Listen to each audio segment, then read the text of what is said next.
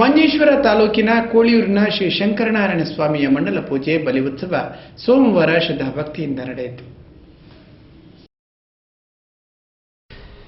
ಮಂಜೇಶ್ವರ ಸಮೀಪದ ಸುಂಕದಕಟ್ಟೆಯಿಂದ ಬಲಭಾಗಕ್ಕೆ ಸುಮಾರು 3 ಕಿಲೋಮೀಟರ್ ಕ್ರಮಿಸುವಾಗ ಸಿಗುವ ಅತ್ಯಂತ ಪುರಾತನವಾದ ಕಲೆ ಕಾರಣಿಕೆಗಳ ಶಿವ ವಿಷ್ಣು ಸಂಗಮ ತಾಣವೇ ಕೋಳಿಯೂರು ಶ್ರೀ ಶಂಕರನಾರಾಯಣ ದೇವಸ್ಥಾನ. ಜನವರಿ ತಿಂಗಳು ಬಂತೆಂದರೆ ಸಾಕು, ಈ ಊರಿನ ಜನರಿಗೆ ತಮ್ಮ ಆರಾಧ್ಯ ಮೂರ್ತಿಯ ಉತ್ಸವದ ವೈಭವ. ಊರಿಗೆ ಊರೇ ಜಾತ್ರೆಯ ಸಂಭ್ರಮದಲ್ಲಿ ಮೇಳೈಸುತ್ತದೆ. ಬ್ರಹ್ಮ ವಿಷ್ಣು ಮಹೇಶ್ವರರು ಒಂದಾದ ತಾಣ ಇದಾಗಿದ್ದರೂ ಇಲ್ಲಿ ಬ್ರಹ್ಮನಿಗೆ ಪೂಜೆ ಇಲ್ಲ.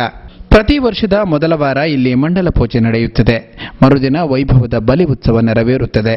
ಇಲ್ಲಿನ ಉತ್ಸವಕ್ಕೆ ಊರು ಪರವೂರುಗಳಿಂದ ಸಾವಿರಾರು ಭಕ್ತಾದಿಗಳು ಬಂದು ಪಾಲ್ಗೊಂಡು ಪ್ರಸಾದ ಸ್ವೀಕರಿಸುತ್ತಾರೆ.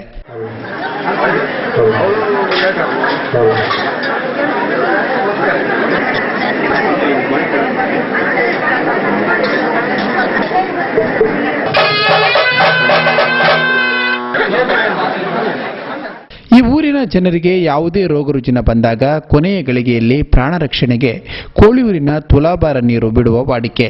ದೇವರು ಹಾಕಿದ ಆಯುಷ್ಯ ಹೊಂದಿದ್ದರೆ ಆ ಪವಿತ್ರ ಜಲದಲ್ಲಿ ವ್ಯಕ್ತಿ ಬದುಕುತ್ತಾನೆಂಬ ನಂಬಿಕೆ. ಈ ಆಪತ್ತಿನಿಂದ ಮುಕ್ತರಾದವರು ಹೆಚ್ಚಾಗಿ ಮದುವೆಯಾಗುವುದಕ್ಕಿಂತ ಮುಂಚಿತವಾಗಿ ತಮ್ಮ ತುಲಾಭಾರ ಸಮರ್ಪಿಸಬೇಕೆಂಬ ಕ್ರಮವಿದೆ. ಶ್ರೀ ಕ್ಷೇತ್ರದಲ್ಲಿ ತುಲಾಭಾರ ಅಕ್ಕಿಯಿಂದ ನಡೆಯುತ್ತದೆ.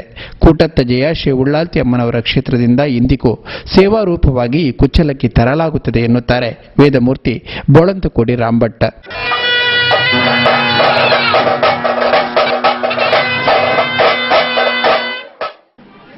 ಬುಡದಲ್ಲಿ ಕಲ್ಲಿನ ಸ್ವರೂಪದಲ್ಲಿ ಉದ್ಭವವಾದರು ಎಂಬತಕ್ಕಂತಹ ಇತಿಹಾಸ ನಮ್ಮ ಈ ಕ್ಷೇತ್ರಕ್ಕೆ ಇದೆ. ಪ್ರಧಾನವಾಗಿ ಒಂದೇ ಕಲ್ಲಿನಲ್ಲಿ 3 ಲಿಂಗಾಕೃತಿಗಳಿದ್ದು ಬ್ರಹ್ಮ ವಿಷ್ಣು ಮಹೇಶ್ವರರು ಎಂಬುದಾಗಿ ನಾವು ಅವರನ್ನು ಇಲ್ಲಿ ಅರ್ಚಿಸ್ತಾ ಇದ್ದೇವೆ.